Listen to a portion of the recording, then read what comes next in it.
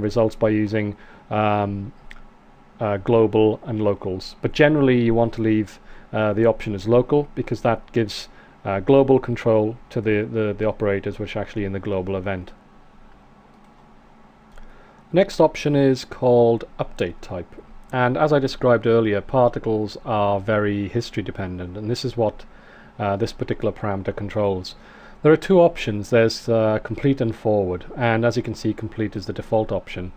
And as I said, particles are very history dependent, and in other words, if you change the speed of a particle on frame 1, this will change the way they will flow and the position of them at, say, frame 50. So particle flow can apply any changes that you make to your particles in two different ways, and this is what this particular parameter does. The first option is complete, and what this does is, after a parameter change, complete will recalculate the particles all the way from the start up to the frame that you were on, and this can actually be quite slow, but it is the most accurate, and it is the default method for particle flow, because it means that you won't get any erroneous particle positions or speeds or whatever you want to look at.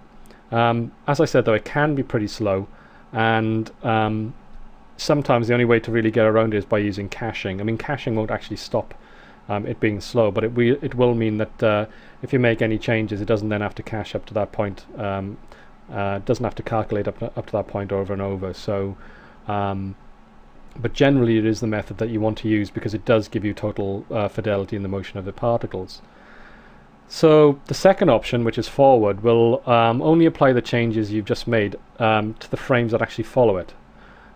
So if you've got particles that run from frame 0 to frame 10, then you change the speed value. Your particles in the viewport, you've left your timeline on 10. The particles in the viewport won't actually update. They'll stay where they are. But from that frame on, when you press play, the particles will then start using the new speed value, and they will update. This is okay. It generally gives you faster performance in most circumstances, but you're not really getting a realistic interpretation of the actual particle flow. I mean, particles are history dependent, so generally you want to use the first option out of the two, which is complete. So it's generally best to leave it on the default. Now the next option is called track update, and if we have a look at that, you can see we've got two options. We've got particle count and we've got update progress. So let's have a quick look at particle count. Now this is very useful, and it's something that I generally turn on by default when I'm working with particle flows. What particle count actually does is it gives you a little tab on the top of every event that actually has any particles in it. And then what it does is, if we move the timeline here, we need to actually scrub the particles. What it does is it shows the amount of particles that are actually in an event, and by having a tab in an event, that actually shows that there are any particles there at all. So you can see at the moment we're on frame 0 and we've got one particle. We've got one particle in the global event and we've got one particle in event 1. And as we scrub forward in time, you can see that we've got particles increasing as they're birthed. And we'll keep on going. And you can see at a certain point, this event gets a tab and this event gets a tab. And you can see it's got the number of particles in the event at any one point. So let's just do that again. And if you watch those events, you can see that when we get to a certain point, when those tests become true, the particles start to flow into these events. So you can see it's a very useful diagnostic feature. You can actually see exactly where your particles are, and you can see exactly when they start appearing in events.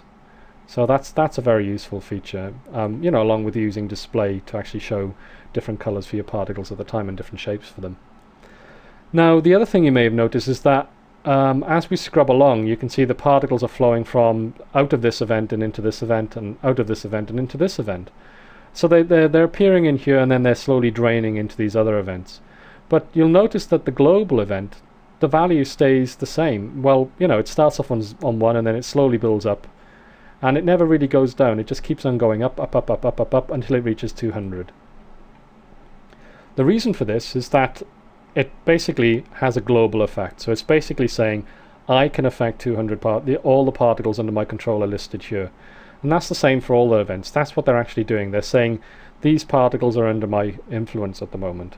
So because these are both global. They show that all of these particles that flow from them, all of the, if I use the actual select downstream, all of these events are under my control, and therefore these particles are under my control.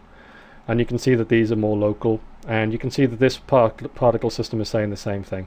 If I do a downstream, it's saying all of these events are under my influence, and you can see you've got 100 particles going into this event here. And the reason for that, although this is actually wired up, there's nothing actually set up for this collision, so there's no collision taking place.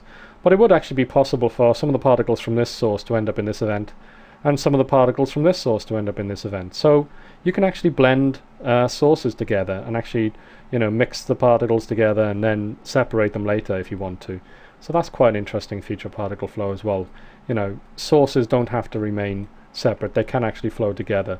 So the flow is completely fluid in that respect. Okay, let's have a look at the next option. Track update. We'll just move the timeline back to 0 before we activate this. We'll turn off particle count. The thing about particle count, it does actually slow down performance slightly, but generally it's very useful when you want to see exactly what's happening. Let's have a look at update progress. Now, what update progress does is if I play